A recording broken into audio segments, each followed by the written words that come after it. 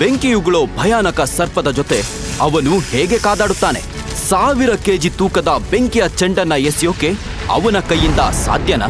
ತನ್ನ ತಂದೆ ಮುಂದೆನೆ ತನಗೆ ಅವಮಾನ ಮಾಡಿದವರನ್ನ ಧ್ರುವ ಸುಮ್ಮನೆ ಬಿಡ್ತಾನ? ಜಗತ್ತಿನಲ್ಲೇ ಸೌಂದರ್ಯವತಿ, ಅಪ್ರತಿಮ ಯೋಧೆ ಹಾಗೂ ಮಹಾನ್ ಮೇಧಾವಿ ಅಂತ ಹೆಸರು ಮಾಡಿದ್ದ ರಾಜಕುಮಾರಿ ಅಂಬಾಲಿಕೆ ಹಾಕಿದ ಸವಾಲಿನಲ್ಲಿ ಧ್ರುವ ಗೆಲ್ತಾನ? ತನ್ನ ಸಾವು ನೋಡೋಕೆ ಅಂತಾನೆ ಬಂದಿರುವ ಜನಸಮೂಹಕ್ಕೆ ತನ್ನ ವೀರತ್ವವನ್ನ ತೋರಿಸ್ತಾನ ಧ್ರುವ?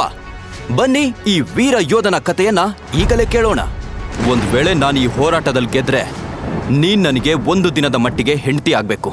ಶಾಬಾಷ್ ಧ್ರುವ, ಎಷ್ಟೇ ಜನ್ಮ ಎತ್ತಿದ್ರೂ ನಿನ್ನಂತ ಹೇಡಿ ಯುದ್ಧ ಗೆಲ್ಲಕ್ಕಾಗಲ್ಲ. ಹೇಡಿ ಯಾರು, ವೀರ ಯಾರು ಅಂತ ಹೋರಾಟ ಮುಗಿದ್ಮೇಲೆನೆ ಗೊತ್ತಾಗುತ್ತೆ. ನಾನು ಹೇಳ್ದ ಹಾಗೆ ಯುದ್ಧದಲ್ಲಿ ಗೆದ್ರೆ 1 ರಾತ್ರಿಯ ಮಟ್ಟಿಗೆ ನನ್ನ ಜೊತೆ ಇರೋದಕ್ಕೆ ತಯಾರ? ಹಾಗಾದಾಗ ನೋಡ್ಕೊಳ್ಳೋಣ. ನೀನ್ ಯುದ್ಧ ಮಾಡೋದು ಹೇಗೆ ಅಂತ ರಾಜ್ಯಕ್ಕೆ ಗೊತ್ತು. ಆ ಯುದ್ಧದಲ್ಲಿ ನಿನ್ನ ಸಾವು ಹತ್ರ ಬರ್ತಾ ಇದೆ ಅಂತ ನನಗನ್ನಿಸ್ತಾ ಇದೆ. ಒಂದ್ ಮಾತ್ ಜ್ಞಾಪಕ ಇಟ್ಕೊ ಅಂಬಾಲಿಕೆ, ಮಹಾಚಕ್ರದ ಸ್ತಂಭದಲ್ಲಿ 9 ನಕ್ಷತ್ರಗಳನ್ನ ತೆಗೆದುಕೊಂಡು ಸೋಲರಿಯದ ವೀರ ಅಂತ ಹೆಸರು ಪಡೆದುಕೊಂಡು ನಿನ್ ಮುಖಕ್ಕೆ ಹಾಗೂ ಈ ನಾಡಿನ ಜನರ ಮುಖಕ್ಕೆ ಮಸಿ ಬಳಿತೀನಿ. ಇದು ನನ್ನ ತಾಯಿ ಮೇಲಾಣೆ ಅಂತ ಸವಾಲು ಹಾಕಿದ ರಾಜಕುಮಾರ. ಮಹಾಚಕ್ರ ಸ್ತಂಭದಲ್ಲಿ ಕಳಪೆ ಪ್ರದರ್ಶನ ತೋರಿಸಿದ್ರಿಂದ ಆ ನಗರದ ಜನರ ಮುಂದೆನೆ ಅಂಬಾಲಿಕೆ ಧ್ರುವನಿಗೆ ಅವಮಾನ ಮಾಡಿ ಅವನ ಜೊತೆ ಮಾಡ್ಕೊಂಡಿದ್ದ ನಿಶ್ಚಿತಾರ್ಥನ ಮುರಿದುಕೊಳ್ಳೋದಕ್ಕೆ ನಿರ್ಧಾರ ಮಾಡಿದ್ಲು. ಇಂಥ ಹೇಡಿ ಜೊತೆ ಮದ್ವೆ ಆಗೋ ಇಚ್ಛೆ ನನಗಿಲ್ಲ. ಹಾಗೆಲ್ಲ ಹೇಳ್ಬೇಡ, ನಮ್ಮ ನಗರದ ಜನರ ಮುಂದೆ ನನ್ ತಲೆ ತೆಗೆಸ್ಬೇಕಾಗುತ್ತೆ ಅಂತ ಹೇಳಿ ರಾಜಕುಮಾರಿ ಅಂಬಾಲಿಕೆ ಮುಂದೆ ರಾಜ ಅರುಣೇಂದ್ರ ಕೈ ಮುಗಿದಾಗ ಅದನ್ನ ನೋಡಿ ಧ್ರುವನಿಗೆ ತುಂಬಾ ಕೋಪ ಬಂತು. ರಾಜ ಅರುಣೇಂದ್ರ, ನಿಮ್ಮ ಮಗ ಧ್ರುವ ಹೀಗೆ ಎಲ್ಲರ ಮುಂದೆ ಅವಮಾನ ಎದುರಿಸ್ತಾ ಇರೋದಕ್ಕೆ ನೀವೇ ಕಾರಣ.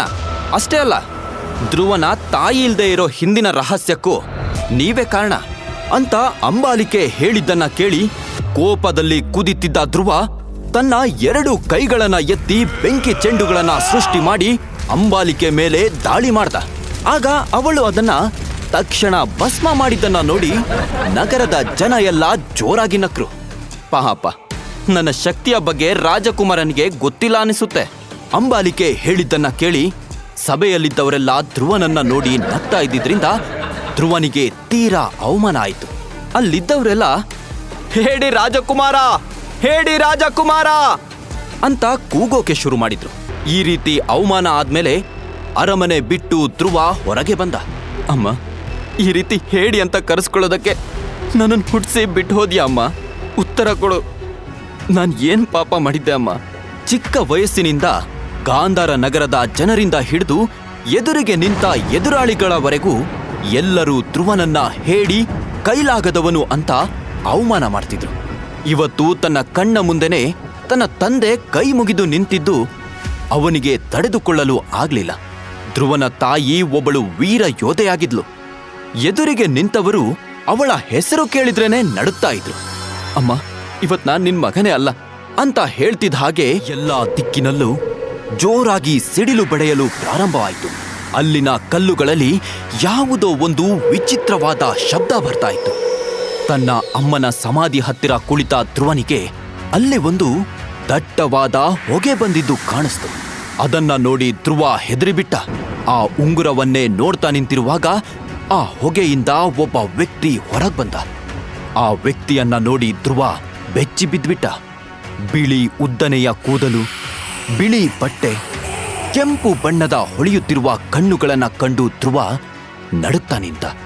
ಆಗ ಆ ವ್ಯಕ್ತಿ ಧ್ರುವನ ಹತ್ತಿರ ಬರೋದ್ ನೋಡಿ, ನನ್ನ ಹತ್ರ ಬರ್ಬೇಡ, ಯಾರ್ ನೀನು ಅಂತ ಹೇಳಿ ತನ್ನ ಶಕ್ತಿ ಬಳಸಿ ಧ್ರುವ ಅವನನ್ನ ತಡಿತಾ ಇದ್ದ. ಆದ್ರೆ ಆ ವ್ಯಕ್ತಿ ತುಂಬಾ ಸಲೀಸಾಗಿ ಆ ದಾಳಿಗಳನ್ನ ತಡೆದ. ಕೂಡಲೇ ಅವನು ಕೇವಲ ತನ್ನ ಕಣ್ಣುಗಳಿಂದ ಧ್ರುವನನ್ನ ಗಾಳಿಯಲ್ಲಿ ತೇಲುವ ಹಾಗೆ ಮಾಡ್ದ. ಧ್ರುವನ ಕಡೆಗೆ ಆಕ್ರೋಶದಿಂದ ನಡ್ಕೊಂಡ್ ಬರ್ತಾ ಇರುವಾಗ ಅವನ ಕೊರಳಲ್ಲಿ ಕಂಡ ಸರವನ್ನು ನೋಡಿದ ಧ್ರುವ ಆಶ್ಚರ್ಯದಿಂದ, ಮಹಾಶಕ್ತಿಗಳನ್ನ ಸೋಲಿಸುವ ವೀರ ಯೋಧರಿಗೆ ಮಾತ್ರ ಅಲ್ವೇ ಈ ತಾಯ್ತ ಸಿಗುವುದು? ಇದು ನಿನ್ ಹತ್ರ ಹೇಗ್ ಬಂತು ಅಂತ ಧ್ರುವ ಕೇಳ್ತಾ ಇದ್ದ ಹಾಗೆ ಆಕ್ರೋಶದಿಂದ ನಗ್ತಾ ಇದ್ದ ಆ ವ್ಯಕ್ತಿ, ಇದನ್ನ ನನಗ್ ಕೊಟ್ಟಿದ್ದು ನಿನ್ ತಾಯಿನೇ ಧ್ರುವ. ನಮ್ಮಮ್ಮ ಕೊಟ್ಟಿದ್ದ? ನಮ್ಮಮ್ಮ ನಿನಗೆ ಹೇಗ್ ಗೊತ್ತು? ಅವ್ರ ಬಗ್ಗೆ ಇರೋ ರಹಸ್ಯಗಳೇನು?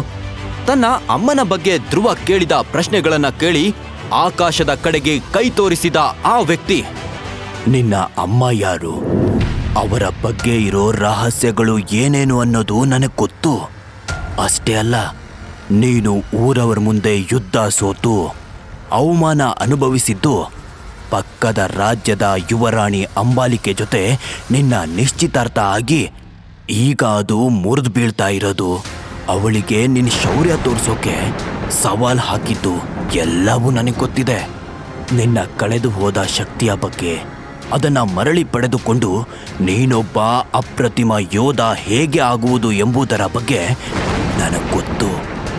ನೀನು ನಿನ್ನ ಶಕ್ತಿಗಳನ್ನು ಮರಳಿ ಪಡಿಬೇಕು ಅಂದರೆ ನನ್ನ 3 ಷರತ್ತುಗಳನ್ನು ಪೂರ್ತಿ ಮಾಡಬೇಕು ಅಂತ ಹೇಳಿದ್ದನ್ನ ಕೇಳಿ ತನ್ನ ಶಕ್ತಿಗಳನ್ನು ಮರಳಿ ಪಡೆದುಕೊಳ್ಳಬೇಕು ಅಂತ ಧ್ರುವ ಆ ಷರತ್ತುಗಳನ್ನು ಒಪ್ಕೊಳ್ತಾನೆ. ಮೊದಲ ಷರತ್ತು, ನೀನು ಯಾವ ಹುಡುಗಿಯನ್ನ ಪ್ರೀತಿಸ್ತಾ ಇದೆಯೋ ಅವಳನ್ನ ಮನಸ್ಸಿನಲ್ಲೂ ಕೂಡ ನೆನೆಸಬಾರ್ದು. ನನಗೆ ಸಮ್ಮತಿ ಇದೆ. 2ನೇ ಷರತ್ತು, ಇದುವರೆಗೂ ಯಾರು ತಯಾರಿಸದೇ ಇರೋ ಅಮೃತಧಾರ ಜಲವನ್ನ ನೀನು ನನಗೆ ತಯಾರು ಮಾಡಿ ಕೊಡಬೇಕು. ಅದಕ್ಕೂ ಸಮ್ಮತಿ ಇದೆ ಅಂತ ಧ್ರುವ ಹೇಳ್ತಾನೆ.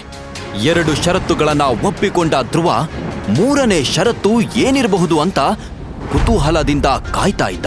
ಹೇಳಿ, ನಿಮ್ಮ 3ನೇ ಷರತ್ತು ಏನು ಅಂತ ಧ್ರುವ ಕೇಳಿದ ಕೂಡಲೇ ಆ ವ್ಯಕ್ತಿ ಧ್ರುವನ ತಾಯಿ ಅವನಿಗಾಗಿ ಬರೆದಿದ್ದ ಕೊನೆಯ ಪತ್ರವನ್ನ ಧ್ರುವನ ಕೈಗೆ ಕೊಡ್ತಾನೆ.